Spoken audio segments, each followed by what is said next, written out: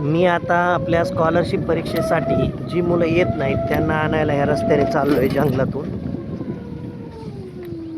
जंगलातून चाललेलो आहे बघा. आणि जंगलातून जात असताना आपण बघत असतो की ही जी एक मुलगी आहे आपल्याकडे, मध्य प्रदेशमधून आलेली मुलगी आहे हर्षिना. ती शाळेत दररोज तर येतच नाही, परंतु आपण परीक्षेला तिला आणण्यासाठी मी आता चाललेलो आहे. बघूया ती आता परीक्षेसाठी येते का. हा खूपच खडखडीचा रस्ता आहे, इकडे जंगली भाग आहे, थोडं बिबट्याची देखील इकडे भीती वाटते. तरी सुद्धा मी एका शाळेतल्या मुलाला घेऊन चाललोय. अत्यंत एकदम असा ही मुलं लांबून आपल्या शाळेमध्ये येतात.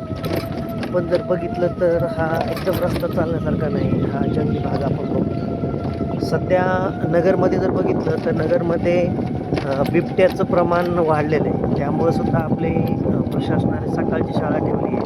त्यांनी मुलांना मी आणायला चाललो आहे. शाळेपासून जर बघायला गेलं तर शाळेपासून हे अंतर जवळपास एक 2-3 किलोमीटरचं अंतर आहे.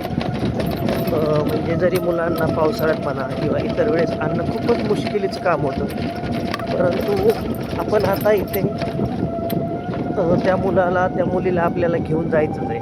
हे अशी जंगलामध्ये इथं घर आहेत आपण बघतो, समोर ऊस आहे, त्यामुळं खूपच असा भीतीदायक परिसर आहे. आपण समोर बघितलं तर तिथं हसीना बसलेली दिसते आपल्याला. आता बघूया हसीना काय म्हणते ती.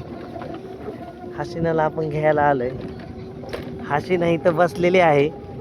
ही बघा, ही समोर आमची सगळ्यात लाडकी हसीना आहे, दिसते तुम्हाला. परंतु ती शाळेत यायला नाही म्हणते, शाळेत ती येतच नाही. इकडे बघा हसीना. हा तिच्याबरोबर तिचा माऊस भाऊ आहे, हा गोविंद शाळेत येतो. ही हसीना आहे. हसीना इकडे बघ, इकडे बघ, माझ्याकडे बघ.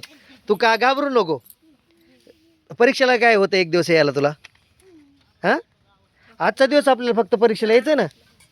हां, परीक्षेला यायचं की नाही.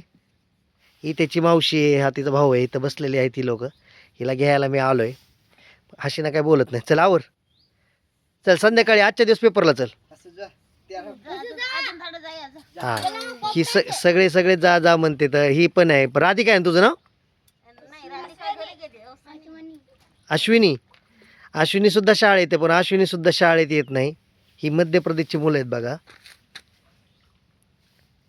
हसीना चलावर.